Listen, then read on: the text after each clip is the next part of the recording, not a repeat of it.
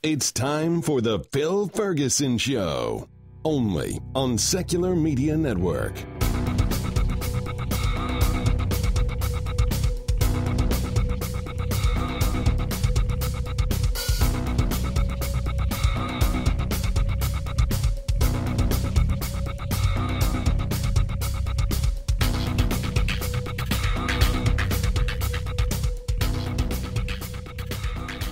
All right, ladies and gentlemen, welcome back. This is Phil Ferguson, and you are listening to the Phil Ferguson Show. We just have way too much content today for me to do an Investing Skeptically segment. A little bit later on, we are going to be talking to a couple of people who have escaped the cult of Jehovah's Witnesses. Matter of fact, they were born and bred into it, and after 50-some years, they both escaped at the same time, and they are going to tell us stories that are going to give you some new insight to the religion/cult of Jehovah's Witnesses. But of course, before we get to that, we've got something a little more fun, maybe a lot more fun. We are going to talk to Thomas True about the Gateway to Reason conference. Thomas, are you there? Yeah, Phil, I'm here. I'm glad to be here. Oh, it is our honor, of course, to have you. And this conference is going to happen in the fine city of St. Louis. And what's the date of that? It's a 3-day conference starting July 31st and going to August 2nd here in St. Louis. It's on the campus of the Washington University in St. Louis, Danforth campus. Fantastic. So is that close to downtown St. Louis? It's if you're familiar with St. Louis, it's actually directly across from Forest Park. We'll assume my average listeners have no idea what that means. Okay. It's not downtown. It's actually on the very border of the city of St. Louis. There's 3 cities that claim the university as its own. So it's actually right outside in St. Louis County. Okay, so it's just a little bit west and maybe a skosh south of downtown. Is that sound that right? would be fair? Yeah, that'd be pretty accurate. The Metrolink drives by there, so it's convenient for being far away from the venue and stopping off right at the campus. Fantastic. And if someone had a car, how long of a drive from the campus to downtown St. Louis is it? If you were on Forest Park Parkway, which goes right by the campus, you could be downtown, providing that you hit the lights properly or Right. in your favor, about 20 minutes. Okay, so it's not so far. So someone could theoretically come a few days earlier, stay a few days extra, and visit St. Louis. Absolutely. Yeah, and matter of fact, some of our partner hotels are located, one's in Clayton and one's downtown, and that information's on our website, but the Crown Plaza downtown St. Louis is one of our partners, and the Sheraton Clayton is in the county seat of St. Louis County, and they're both on the Metrolink. Oh, fantastic. Now, of course, you have some speakers lined up for this conference.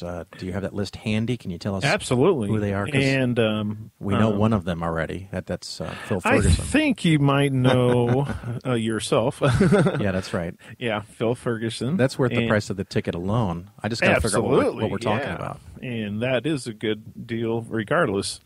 But I do want to mention first, Evolve Fish is a sponsor of the conference, so I do want to give a shout out to them. Sure. And thank them for their support. They also have established a partner site, so you can already get some Gateway to Reason items, such as coffee mugs, T-shirts, magnets. What else we end up with there?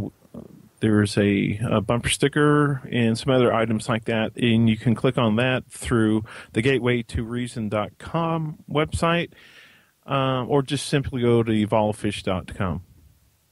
With that said, Yes. Let's go ahead and talk about some of our great speakers. Do you prefer for me to do it like in chronological order or just shotgun it? Shotgun it, man. What do you got? Okay. Well, we have Seth Andrews. He's going to be speaking on Friday. He is the host of The Thinking Atheist. And we also have the past three American Atheists of the Year are going to be there. That is Teresa McBain, Vicki Garrison, and Sarah Moorhead. And that just lucked out that I booked them, and they agreed to show up, and they all got an American Atheist Award. So maybe you people who are speakers might want to look at this for next year, because you might win an award. You never know. Also, we have a segment Saturday night. It's called the Atheists Are Funny Show. We have three comedians, atheist comedians, Kenny Kinsella-Nip, Steve Hill, and Brother Sam Singleton. So that'll be a lot of fun, a lot of comedy to wrap up a good evening. Mr. Wizard is going to be doing a demonstration there. Mr. Wizard's name is Steve Jacobs. He's a science educator out of Kansas, and he was my chemistry and physics teacher. Oh, cool. Yeah, and I was actually his lab assistant. So that was pretty nice that he decided to come to. We have a professor from Washington University who's going to be speaking. He works with quantum physics. His name is Cater Murch, and he was gracious enough to fill a spot when I found out that Dr. Pamela Gay, who's from SIUE, that's in Edwardsville. She's going to be working in Hawaii during this. Sounds like a tough job. You got to do what you got to do. Got to do it. So, also, JT Eberhardt's going to be there. He's a prominent blogger with What Would JT Do? And he was on the show last week, actually. There you go. It's like magic. Now, we also have Rebecca Vitzman. She is I believe she's heading up the Humanist Disaster Relief effort. That's through the Foundation Beyond Belief. Right. Great. And Nathan Phelps, the son of the former Westboro Baptist Church hate-mongering preacher Fred Phelps, who Nathan is now a LBGT activist, lives in Calgary, Canada. Fazl Saeed Al-Mutar, he's with the Global Humanist Movement, and he'll be speaking. He's originally from Iraq, and he's a real dynamic. He's in the vein, I guess you would say, of Hitchens. He actually worked for Hitchens when he was still in Iraq. Okay. We got the conference is actually going to be started off with this film, Contradiction. It's by Jeremiah Camara, and he's actually going to be there to talk about it and answer questions. The film is Jeremiah's work to profile the contradiction of Christianity in the African American community. So we're real excited to have that kicking off the conference. And in the vendor tabling area, we're going to run that on a continuous loop. So if you happen to miss it, you can catch it, and you'll find out what that's all about. Oh, cool. Russell Glasser from the Nonprofits and the Atheist Experience will be there. Aaron Ra, he just got back from his World War tour of Europe, and I enjoyed the pictures that they pasted on Facebook. That was real exciting. And we also have David Fitzgerald. He's a well-known author in our community. He wrote The Heretic's Guide to Western Religion. I believe I got that right. I'm doing all this by memory. You're doing quite well. And that one was book one was on the Mormons. Right. He also did the one Nailed, and I think he's doing another one now called Mything in Action. No, I didn't mispronounce that. You did that just perfectly. Dan Barker is going to be there with the Freedom from Religion Foundation. Real excited to have him here. Dan is an awesome guy, and he's co-president of the Freedom from Religion Foundation, and just a neat guy. I believe I mentioned Sarah Moorhead. She also, in addition to being Atheist of the Year award winner from last year, is the president of the Reason Rally organizing committee. So she is involved with a lot of stuff. Apostacon, Reason Rally. She's going to be speaking here. She goes to a lot of events and just really well known. Let's see, who are we missing here? Oh, I mentioned Brother Sam Singleton, but just want to make sure that I highlight him again. He's Sam Singleton, the Atheist Evangelism. So, and with the other comedians, Steve Hill, he is originally from St. Louis.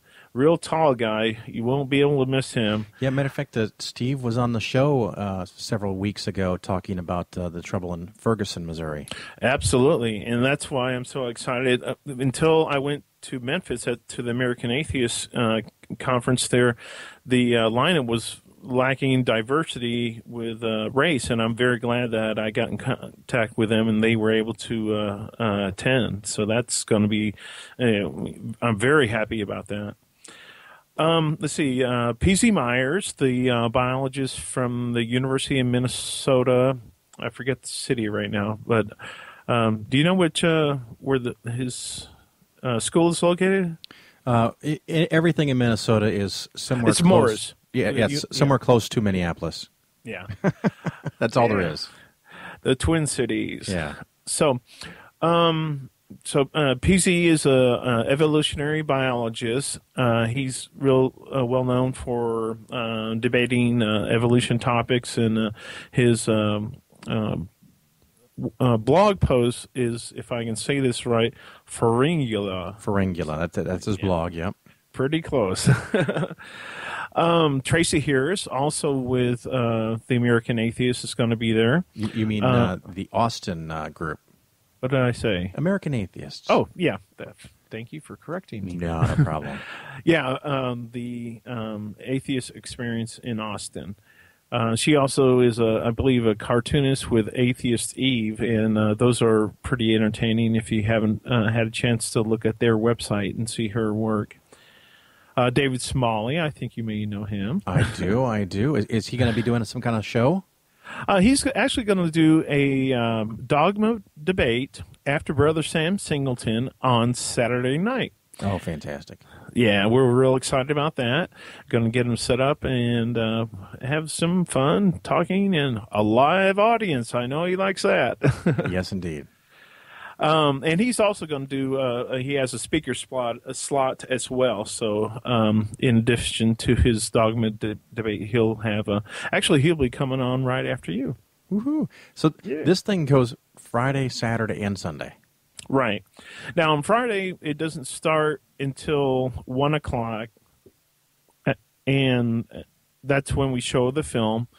And so you can actually get in, I guess, around 12. We'll have the doors open at 12 or maybe 11 to let people get registered and get their I'm not sure if we're doing wristbands or lanyards yet, but whichever we decide, we'll make sure you get those. And what's the website to get all of this information and to register and maybe donate some money or pay your tickets? Where Absolutely. Do they The website, it's real easy, gatewaytoreason.com, and it's all one word spelled out.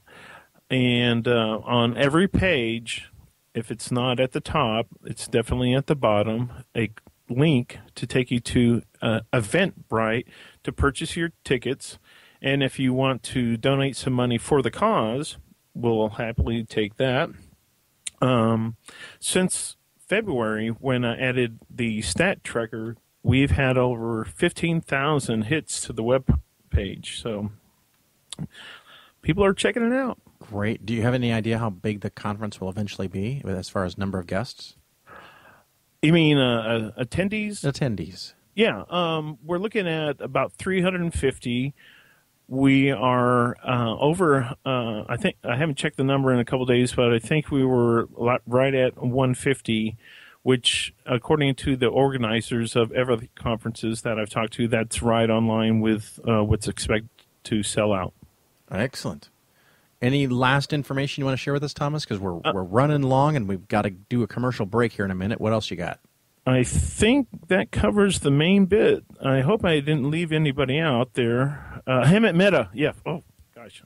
Hemet Meta is going to be there. Yeah, I got everybody covered, and thank you very much for letting me come on. Well, it's no problem, Thomas. And, of course, we'll see you at the Gateway to Reason. And listeners, of course, this is another chance to see really famous people and me and Thomas. We'll both be there, but you can go see all the people you really, really want to see. And that is the Gateway to Reason, just outside of St. Louis, Missouri. Almost half the United States can drive there in about 8 to 10 hours. So please go check it out. And Thomas, thank you for coming on. One last thing. Yes, sir. July 20th, I'll be in in Tulsa for the Free OK event. So if you are in that area and want to talk to me there, I'll be happy to see you there. Great. Well, thank you once again, Thomas. And we're going to take a quick commercial break to pay the bills. And listeners, we'll be right back. Here's an excerpt from Fear of Physics by Lawrence Krauss. A physicist, an engineer, and a psychologist are called in as consultants to a dairy farm whose production has been below par. Each is given time to inspect the details of the operation before making a report. The first to be called is the engineer, who states, "The size of the stalls for the cattle should be decreased. Efficiency could be improved if the cows were more closely packed, with a net allotment of 275 cubic feet per cow. Also, the diameter of the milking tubes should be increased by 4% to allow for a greater average flow rate during the milking periods." The next report is the psychologist, who proposes the inside of the barn should be painted green. This is a more mellow color than brown and should help induce greater milk flow. Also, more trees should be planted in the fields to add diversity to the scenery for the cattle during grazing to reduce boredom. Finally, the physicist is called upon. He asks for a blackboard and then draws a circle. He begins. "Assume the cow is a sphere." This old joke, if not very funny, does illustrate how, at least metaphorically, physicists picture the world. The set of tools physicists have to describe nature is limited. Most of the modern theories you read about began life as simple models by physicists who didn't know how else to start to solve a problem. These simple little models are usually based on simpler little models, and so on, because the class of things that we do know how to solve exactly can be counted on the fingers of one, maybe two hands. For the most part, physicists follow the same guidelines that have helped keep Hollywood movie producers rich. If it works, exploit it. If it still works, copy it. I like the cow joke because it provides an allegory for thinking simply about the world, and it allows me to jump right into an idea that doesn't get written about too much, but that is essential for the everyday workings of science. Before doing anything else, abstract out all irrelevant details. There are two operatives here, abstract and irrelevant. Getting rid of irrelevant details is the first step in building any model of the world, and we do it subconsciously from the moment we are born. Doing it consciously is another matter. Overcoming the natural desire not to throw out unnecessary information is probably the hardest and most important part of learning physics. In addition, what may be irrelevant in a given situation is not universal, but depends in most cases on what interests you. This leads us to the second operative word, abstraction. Of all the abstract thinking required in physics, probably the most challenging lies in choosing how to approach a problem.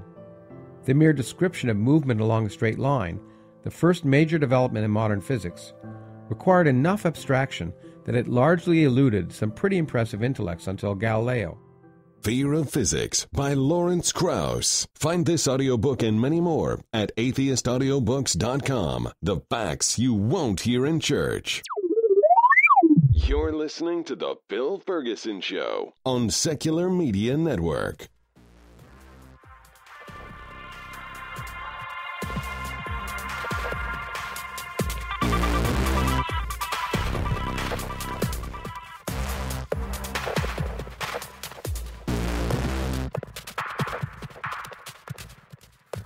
All right, everybody, welcome back. This is Phil Ferguson, and you are listening to The Phil Ferguson Show. And as you know, all of my guests are special. But today's special interview, I am talking to two ladies who have spent virtually their entire lifetime up till now in the Church of Jehovah's Witnesses.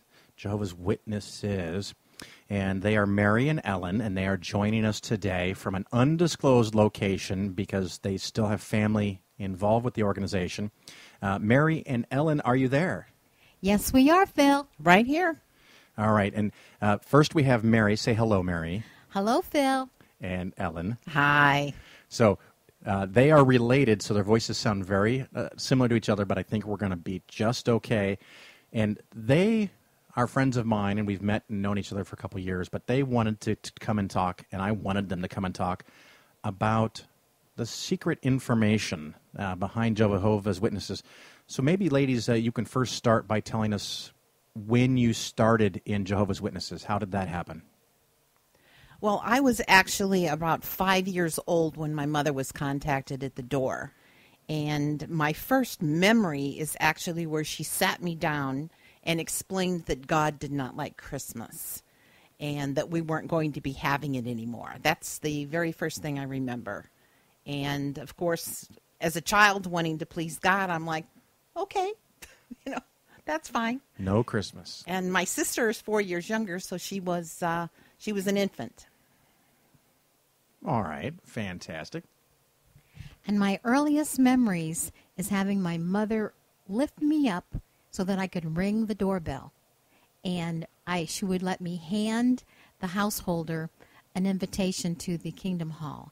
That was one of my earliest memories of my childhood, was going door to door. Going door. Now, if I understand correctly, because I screwed this up once with a pair of Jehovah's Witnesses at my door, it's not a church. That's a technicality. Well, we don't use the word church, but the church refers to the true Christian congregation.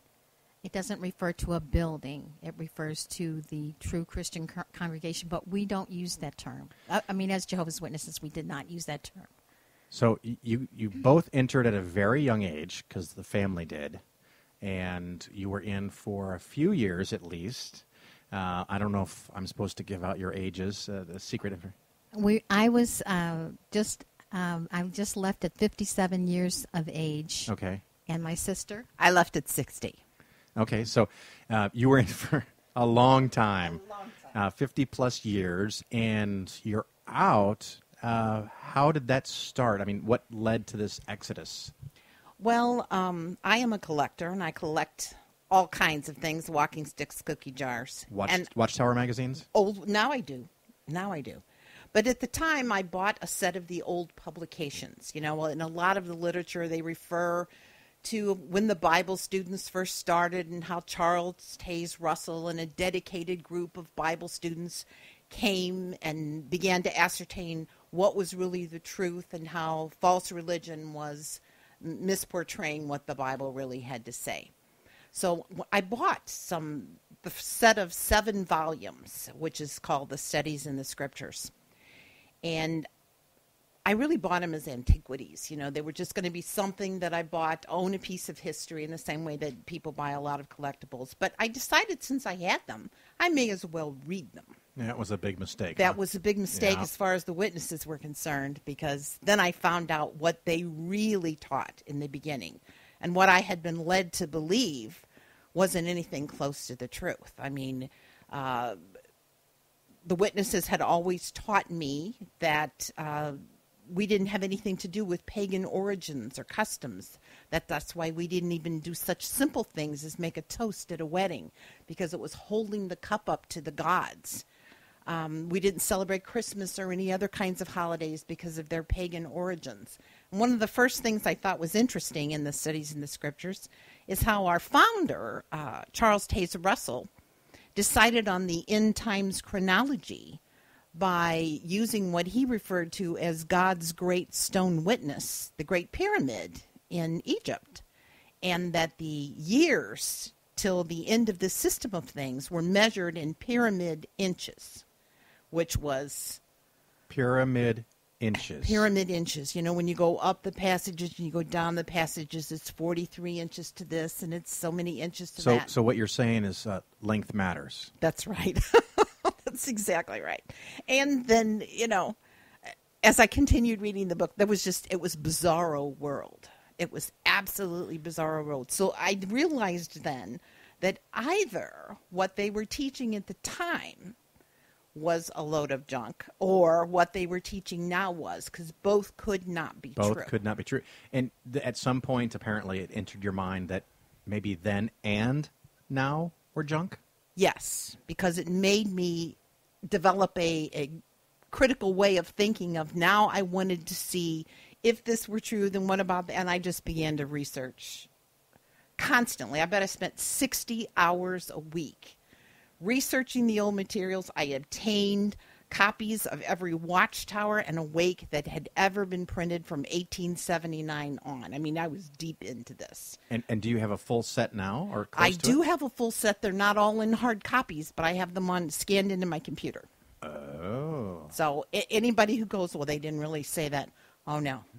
Now, I have had some people claim that the organization known as Jehovah's Witness, or what is it, the Bible Watchtower Society? The Watchtower Bible and Tract Society. What a mouthful. They have predicted the end of the earth, the end of everything? Yes. Do you know how many times off the top of your head?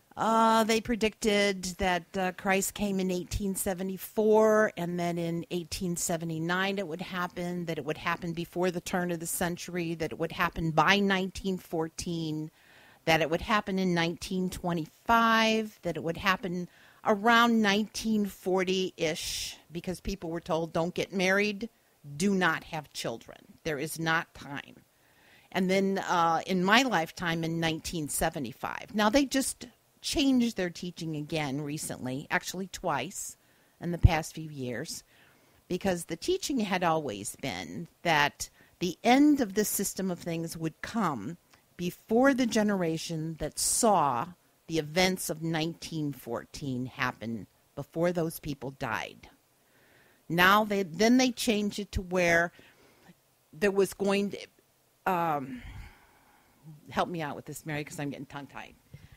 Well, eventually they changed it to there's overlapping generations. As long as your life overlapped someone else's life that was alive in 1914, we're good to go. So if someone was 1 in 1914 and lived to 110 and met some human being, you could almost get a whole another 100+ years out of that. Yes.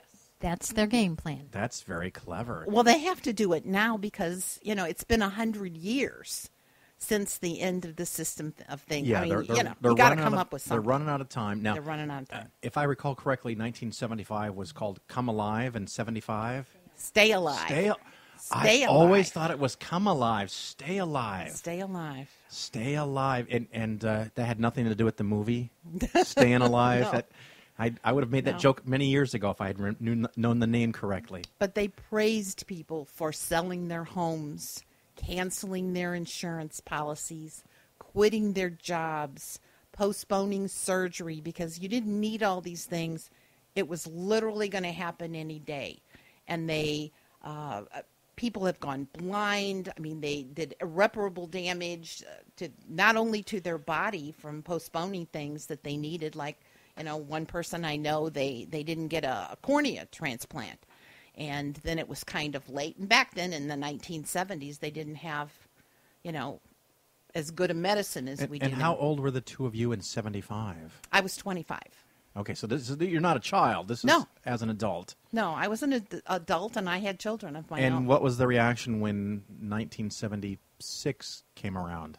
We are not serving for a date. Again, a change. Yes, we're not serving for a date. So maybe, Mary, you can tell me a little bit. Ellen was going on this research. How did you get involved? Did she start coming to you and giving you information, or did you say, what are you doing? Well, I knew that something was wrong with my sister because she had been, God forbid, missing a lot of meetings. Oh, that's and bad. You just don't do that. Right. If you start missing a meeting here, a meeting there, everybody thinks you're bad association, They quit associating with you. They think you're spiritually weak. They think you might be doing something wrong or doing someone wrong. So I knew there was something wrong. And one day we were on a plane and we were going to California for a business trip.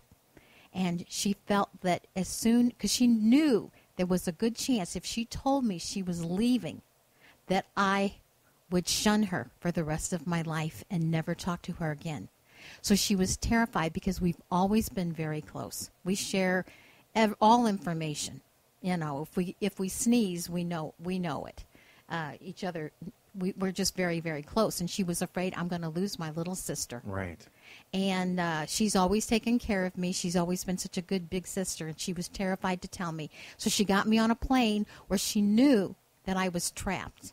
And she knew she'd have the the chance between the Midwest and the West Coast, a whole plane trip, to tell me that she was leaving. And she told me she was leaving, and I reached over. I guess I'm not a very good Jehovah's Witness, because I reached over and I took her by the arm and I says, I'm not going to shun you. There's nothing is going to keep me from you. And she started crying. I was just going to say, I know you too well enough. That was probably a crying moment on the plane. And we both cried, and she told me all the reasons why. And at first, my brain said, okay, this is logical. This makes sense. But then that night, when we went to bed, she went to sleep, and I laid there. And I thought of all the reasons, all of the things that we have been taught to apologize for, all of the things that we've taught and done that don't make any sense. There's excuses for it. So I got up in the middle of the night and I wrote down all of the JW apologists points, subjects, and I presented it proudly in the morning when she woke up. Yeah, you were going to bring her back. You were going to save her. I said, I'm going to save my sister because I love her. Yeah. I don't want her to die at Armageddon. You had the truth, and she was turning it around. Armageddon's still coming any day now. Any day now. And so I presented her with this information, and I says, I'm going to get in the shower. I said, I want you to read what I've written, and then when I get out of the shower, we'll discuss it. So I got out of the shower, and she knocks every single apologist's argument down. And I'm like, oh, goodness, there's nothing I can do. So I thought, well, I'm just not gonna shun her. But then when I got back, I started thinking, well, I really should shun her for my own spiritual welfare. But then I kept going to the meetings. She wasn't there. And because of the things that she told me, it ruined it for me. Yeah. I could no longer believe the crap that they were saying from the platform, because everything that they started saying, I would remember, oh, well, there's the argument against that point that they just made from the platform, and that's wrong, and that's a lie, and that's propaganda. And it got to the point where my last meeting was in December of 2010. I couldn't wait to get out of there. The song and the prayer was over, and I said, I'm leaving. I don't belong here. I got to get out. I couldn't stand sitting there any longer. Now, did either of you actually officially notify the organization, or you just stopped going? Neither one of us have written a disassociation letter. There's no honorable way out of this religion. Right. Because if you write a letter and say, we love you, brothers, but we just don't believe the same way you do, you're going to get shunned. You're going to lose all of your friends that you've had all your life. You're going to lose your family members. Your own mother is not supposed to talk to you. They're not even supposed to email you. So there's no honorable way out. So neither one of us have disassociated. Neither one of us has been disfellowshipped. We just quit cold turkey. And for some reason, they have not pursued us. And we can't figure out if it's because out of respect for, we do have people in the family that are high-ranking in the congregation, and we think out of respect for them, they don't want to cause a scandal. Because the people in the congregation might say, oh, so-and-so's mother and auntie have left, and wow, this is a big deal, and it would cause a big scandal. So right now, in classic religion style, it's kind of as long as no one says anything, they can just ignore it. And you're not going, and no one's talking about you, and they just don't bring it up. Right, but we are shunned. If I was in the grocery store the other day, and one of the sisters from the congregation, she said, "Oh, I haven't seen you in such a long time. What congregation are you going to?"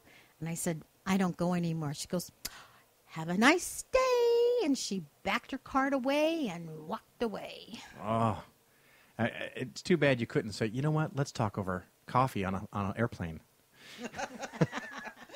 and you could get her that way. Now, Mary, I know you were telling us earlier, how do we get Jehovah's Witnesses to run scared from our doors? Well, you either tell them that you are an apostate and that you want to talk to them to prove that their religion is wrong, or you can simply tell them that you're a member of the LGBT community, because either one of them will send them scampering. So if they knock on my door and I just tell them I'm flaming gay, that takes care of it. Or you're a flaming gay apostate. That would work too. A flaming gay apostate. I think I just found the title for the show. Now, I know we've talked in the past. I just thinking of a funny story. I thought early on when we met, you had mentioned about there was someone that you got to join Jehovah's Witnesses, and then a couple weeks later you quit. Tell me about that. Yeah, it was my best friend. And we don't need the name. But I won't give you the name, although she doesn't even live in the state, and none of her family are witnesses. But her whole life, we met when we were 16, and my mother began witnessing to her from the time we were teenagers. I'm really kind of surprised that she let me have a friend that was outside the organization, because normally you are not allowed to associate with any of your schoolmates because they're bad association. All these people are going to die anyway. But my mother had always worked on her, and finally she had had some deaths in the family, and she was searching and hurt, and had recently separated from her husband. And she was being called on where she lived by some Jehovah's Witnesses. And she kind of let them in the door and said, "Yes, my friend is one," and blah, blah, blah. And so she called me and told me that she was considering study with them. And I encouraged her. And I probably shouldn't have, because I had all these doubts in my own head. But I was still at that point where I wasn't saying it out loud.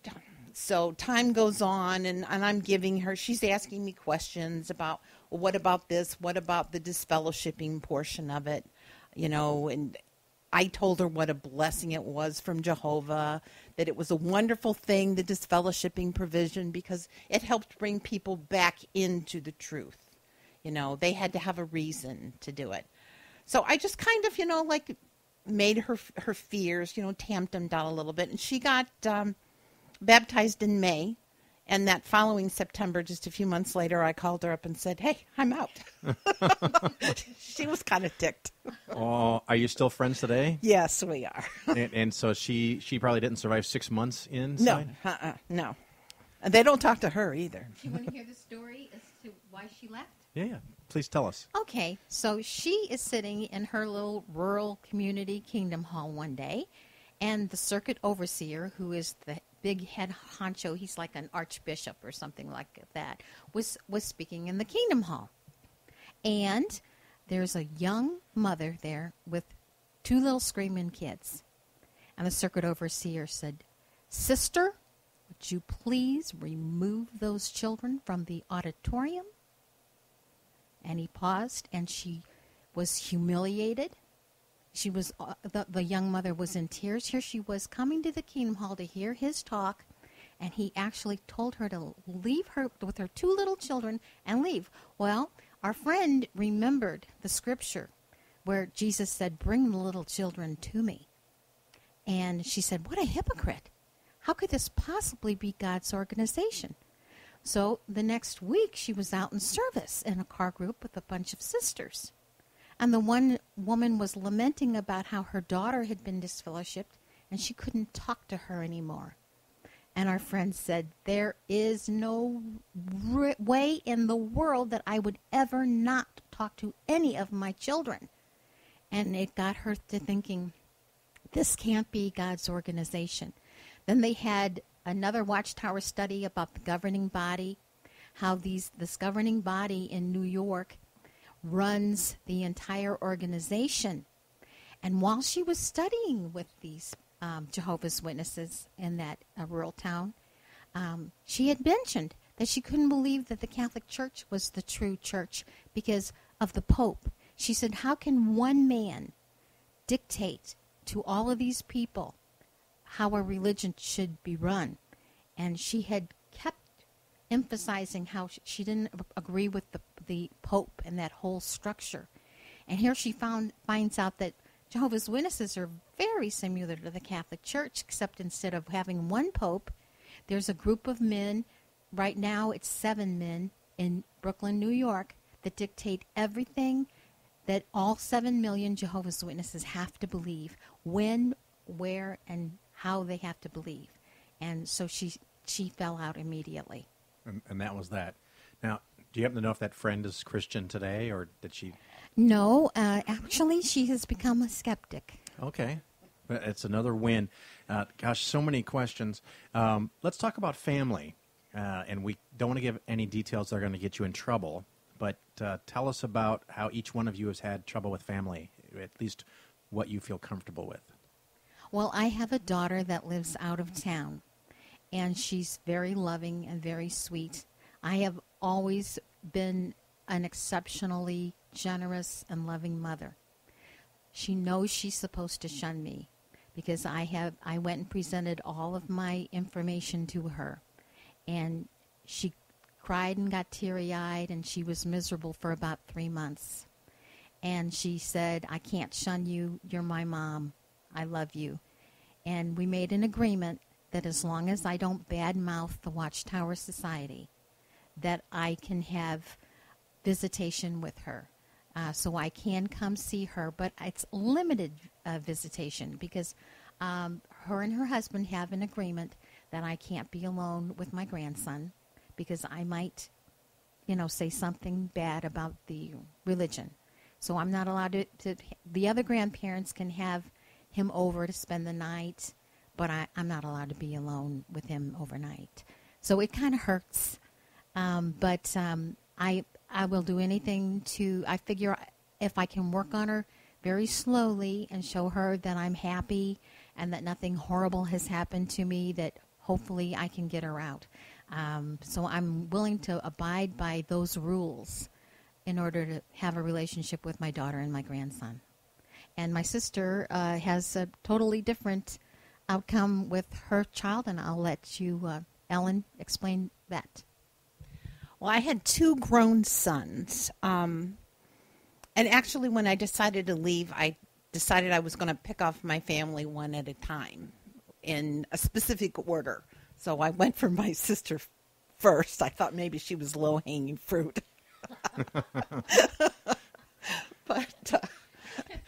But I talked to her, and I talked to my grandchildren, who were young men, young adults. And then I went to my youngest son, and I discussed it with him. And, of course, my youngest son, who I would have thought would have been low-hanging fruit, actually did I'm digging my heels in deeper, you can't be right, mother, blah, blah, blah. But I got him to read a book called Crisis of Conscience. And it's by a former governing body member by the name of Raymond France, who they kicked him out in the 1970s because of the whole, they called him an apostate. It was because he questioned the teaching that Jerusalem was destroyed in 607, which we all know it was really 586. But you're required to believe that it was 607 regardless. And when he read his book, because, he's a very thoughtful person. Obviously, he talks about the organization without hatred or animosity of any kind. He's very sincere. You can tell that in the way that he writes.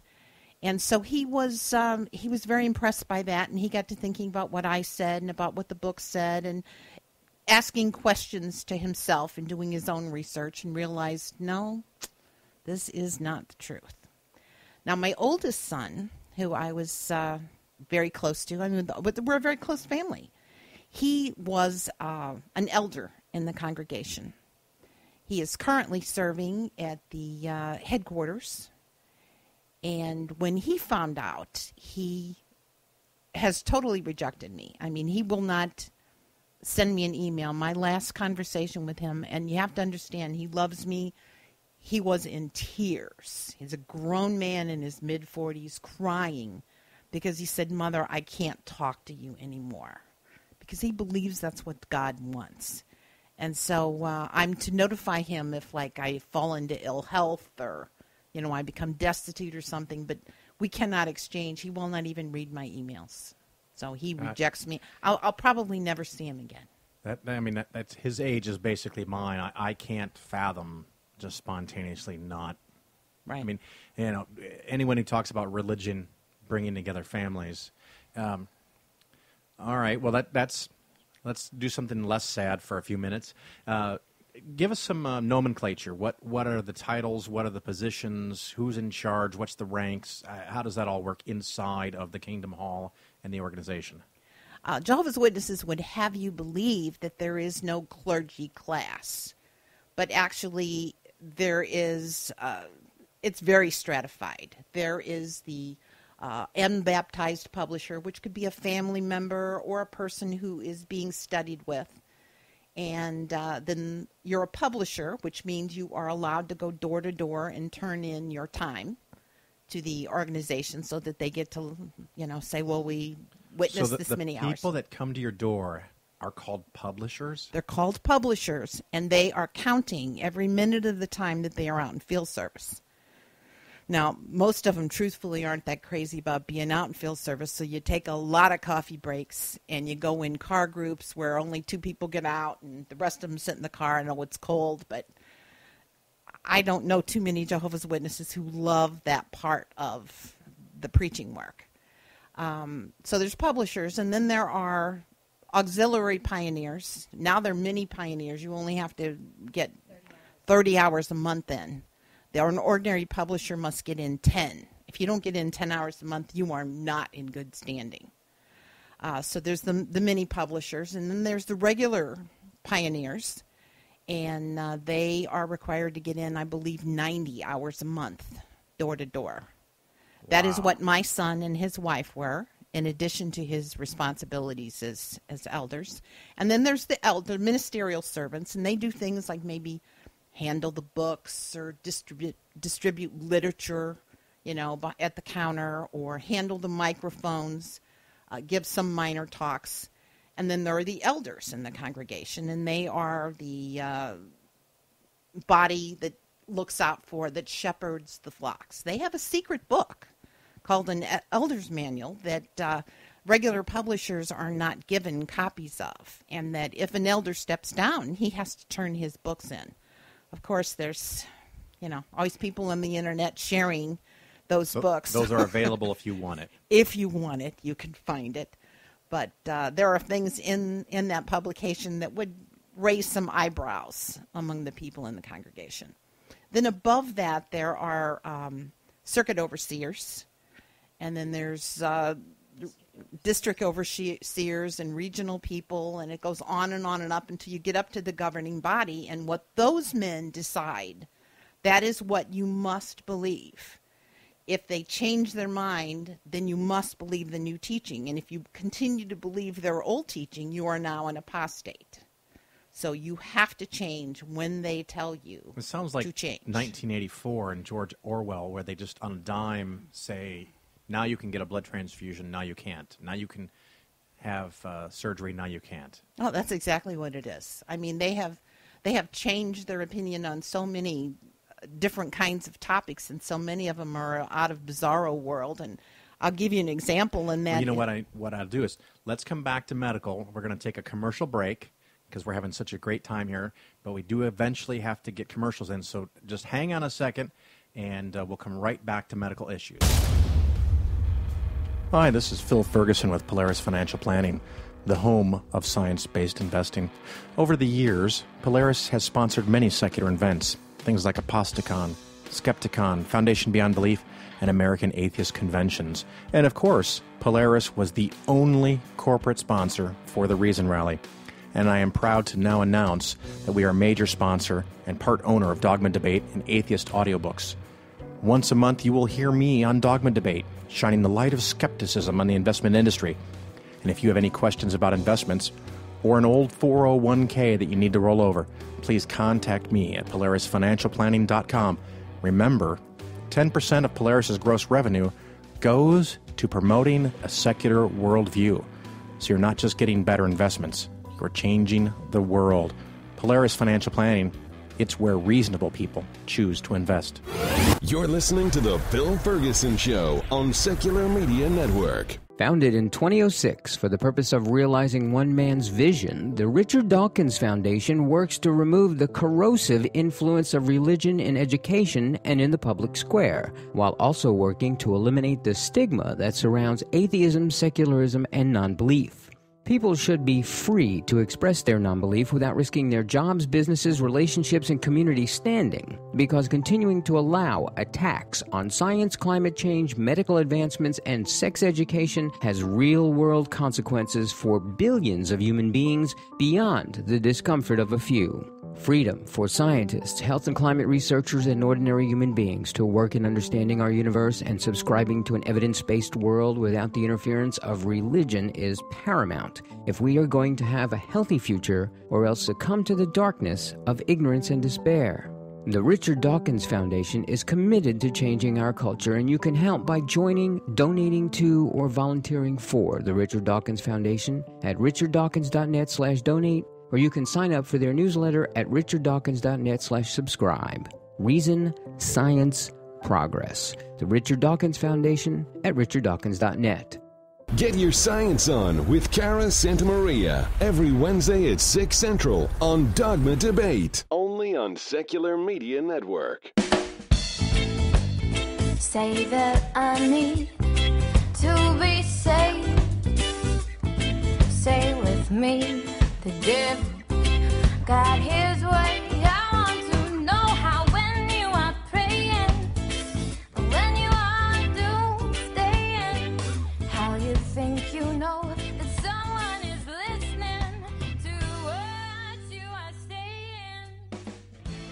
So you think. All right, everybody, welcome back. Once again, this is Phil Ferguson, and you are listening to The Phil Ferguson Show. I have two lifelong Jehovah's Witness survivors, I guess, escapees in 50-plus years. Mary and Ellen are here with us, and they are telling us the secrets behind, I don't know, what is there, a curtain, a veil? What is there behind the knot cross? Because they don't have one inside, if I recall correctly. And we were just going to talk about medical issues, and I think Mary has some information she wants to share with us. Well, going along with what we were just talking about, I wanted to interject one thought. We are not allowed. People think, how could you have possibly been a Jehovah's Witness all that time and not learned that it was all BS? Well, you're instructed from infancy never to read anything that is derogatory about the organization. We are told that the internet is Satan's tool, that Satan controls the media. If you see a bad news article on the television news, like Nightline or even the evening news, anything bad about us, whether you read it in the magazines, the newspaper, or TV, or the internet, it's all controlled by Satan, and it's all lies. Anything bad is all lies. And you're not allowed to read anything or associate with anybody that does not say that the Watchtower Society is wonderful. So that's why you wouldn't. If my friend came up to me, if a friend from work would come up to you and say, "But I want to show you this about Jehovah's Witness," or "My friend was a Jehovah's Witness and that happened to him and this happened to him," you don't want to hear it. I'm not going to listen to it. I'm not going to listen to it. So you're trapped. They control. Have you heard about the bite theory? They control your behavior, the information that you take in, your thoughts and your emotions, and it's called the bite, B-I-T, because they control your behavior, because they actually tell you what you can and cannot do. They control the information that you can take in, because you're only really supposed to be watching and reading Watchtower information. They control your thoughts because they've already controlled your behavior and the information that you're taking in. So they're controlling your thoughts.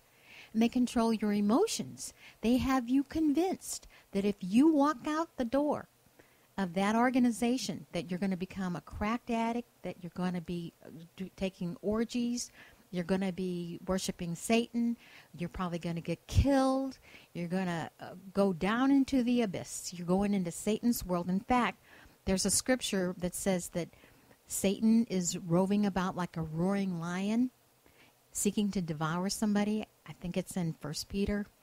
And they gave the example that if there was, we were all sitting in the Kingdom Hall, and the brother said, if there was a lion outside in that parking lot, brothers and sisters, wouldn't you stay inside this Kingdom Hall? And everybody's, ooh. So he was showing how if you leave the organization, you're going to get eaten up by that lion. And so they control your emotions by saying Satan's going to get a hold of you, or Armageddon's coming. We don't know when, but we know. We've been telling you that Armageddon's been coming since 1914. So you know the more time that passes, the closer Armageddon is. Why would you leave the organization now? Can't you see world conditions are getting more and more volatile, and they scare the pants off of you? And that's the way they hold you in. I mean, a lot of Christianity does that. It sounds like these guys are just a little more nutty than the average. I know some of the other fundamentalist religions do the same thing. Medical issues. What happens there? Can you get blood? Is that really true? Blood transfusions are bad? Well, blood transfusions are forbidden for whole blood, but you can take fractions. Half blood? You can take fractions. Now, what's a fraction of blood? Well, you can take fractions of blood. You can take, I'm not exactly sure. This is the one topic that I'm not real strong on. But you can take fractions of blood. But you cannot take whole blood. Can I bank my own blood in advance? No, you cannot, because you're not supposed to store blood. Blood is supposed to be poured out into the ground. And you're not supposed to store your own blood. So it's kind of like the opposite of semen. It has to be spilled instead of... And taking blood fractions is still a conscience matter. There are some devout Jehovah's Witnesses that will not take blood transfusion. But for years, we weren't allowed to have vaccinations. We were told that if you took a vaccination, that they were from Satan too. That was from Satan. And do you think they changed it because everyone was dying and getting sick? You know, I can't say that they have a lot of sympathy for people dying and getting sick. To go back to this blood issue, you weren't always allowed to take fractions. So, for example, if you were a hemophiliac, they let you die. And when they came up for treatment and came up with some things to where you could be infused, I think with platelets or what have you, they refused to let those people have that treatment. Then eventually they decided privately, but they did not announce this to the organization as a whole. So it was kind of a secret thing. If you had not written in, you didn't know that you could do a treatment once or twice. But if you did it more than that and you were hemophiliac, you were now practicing sin. That was different than having a weak moment. And for a while they taught, actually for most of my childhood, that accepting an organ, as a recipient of a liver or or even a cornea, that was cannibalism, and that you were now eating someone else's flesh, and therefore. So I guess they don't do communion? No. Okay. At least they're consistent with that. They're consistent with that. But people die. I mean, there's been so many ways in which they have been destructive medically, right, and caused people to be in prison, caused people to be tortured, caused people to be killed. It's not just the medical issues. It's the issues they take with the state itself in terms of military service, in terms of political cards. Now, one of the things I'd always heard, and I've not been inside of a Kingdom Hall, is there a Jesus hanging on a cross somewhere inside the building? No. Never? Because they do not teach that Jesus died on a cross. Do they teach Jesus died? Yes. What was his method of death? He was impaled on a torture stake. All right. That actually might be more accurate. Damn it. I hate that. Yeah, my understanding, and of course some listener can correct me, like it happens, back at the time that Jesus allegedly lived, they didn't actually build big crosses and put people on top of hillsides. They just had a stake along the side of the road, and they impaled you with and made sure they got at least one of the lungs so that you died baking in the heat for hours and maybe days if you were really lucky. Now, what we're gonna not be able to go over everything that we could possibly do. So what I want to do, I've got one more topic that I know we have to talk about, and that's women and how they are held in the church, and we'll get into that in a minute. But I want to remind the listeners that Mary and Ella are going to come back at some point in the future, and we'll have them call in again. And if you have questions for them, something that we didn't get to, something that you're dying to know about, the secret rituals, I don't know, you guys have handshakes? No handshakes. So whatever it is that you want to know, send me an email, contact me on Facebook, whatever.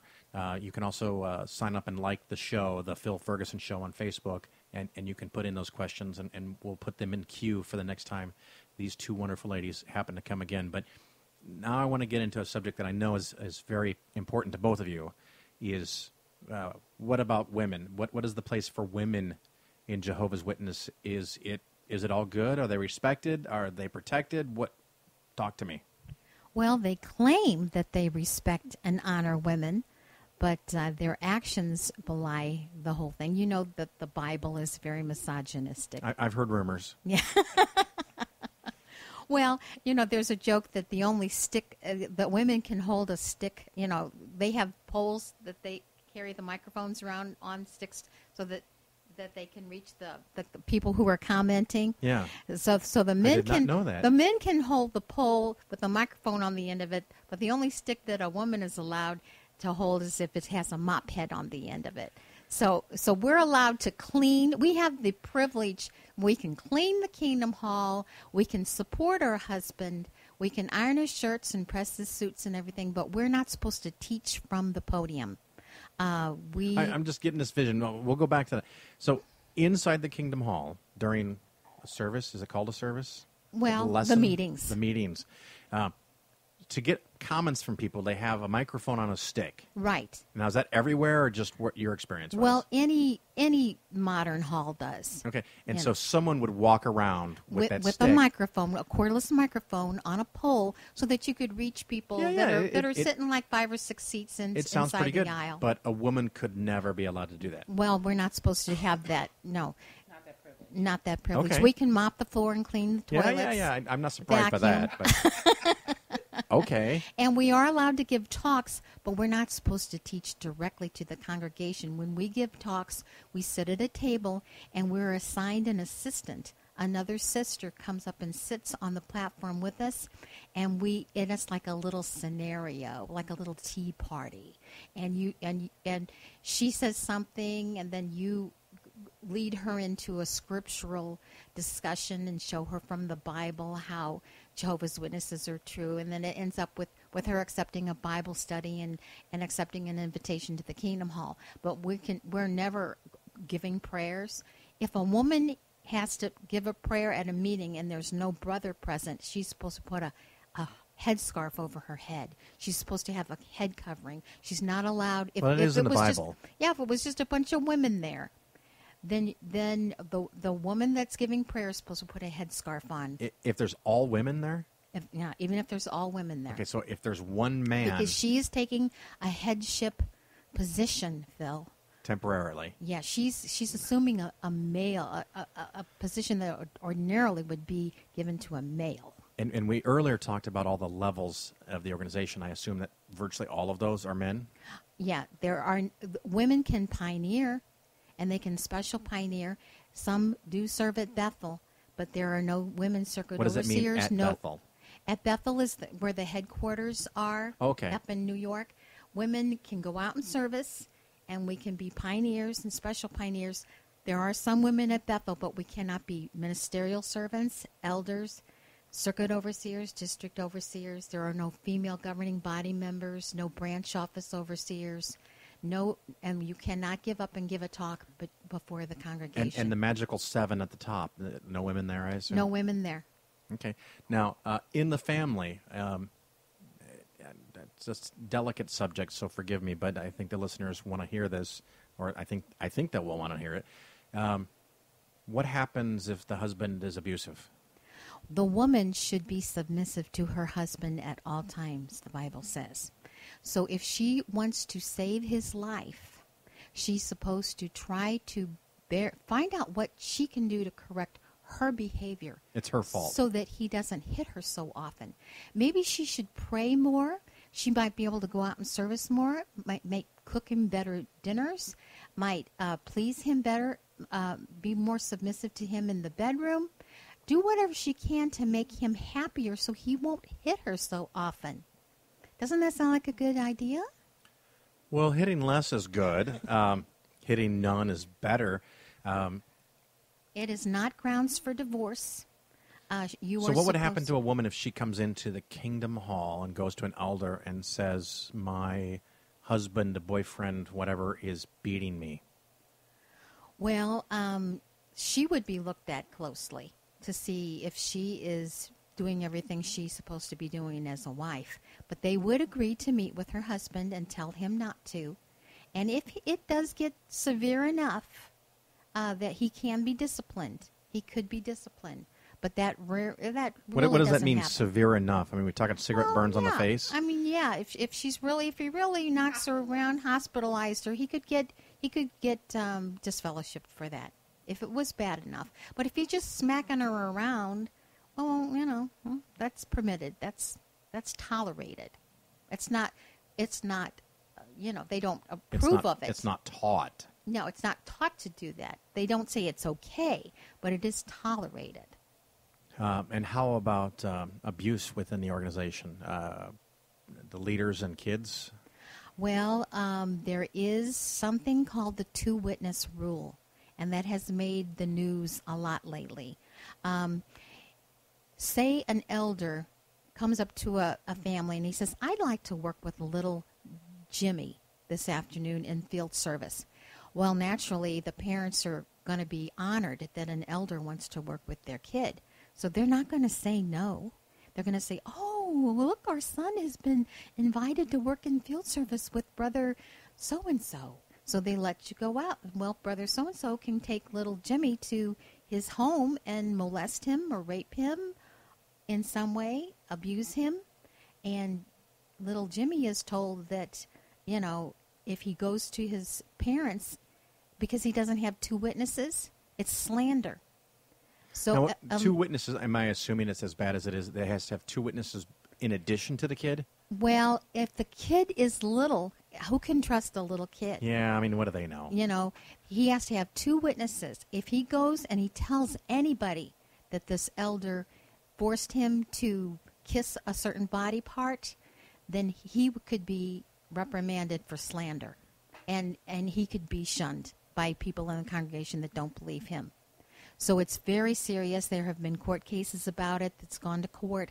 The Watchtower Society says they can't do anything if the brother does not confess and admit that he did it. There's nothing that they can be done unless there's 2 witnesses. Now, if the brother confesses, yes, I did have Jimmy kiss me there or there, well, then he'll be removed or reprimanded in some way.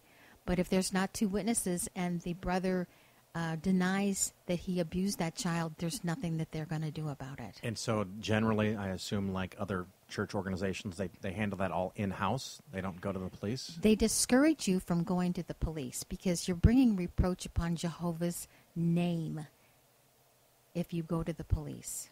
Okay. And I assume that's not really written, maybe in the Elder's Handbook, but it's something that they tell you? There's certain things that are better left unsaid.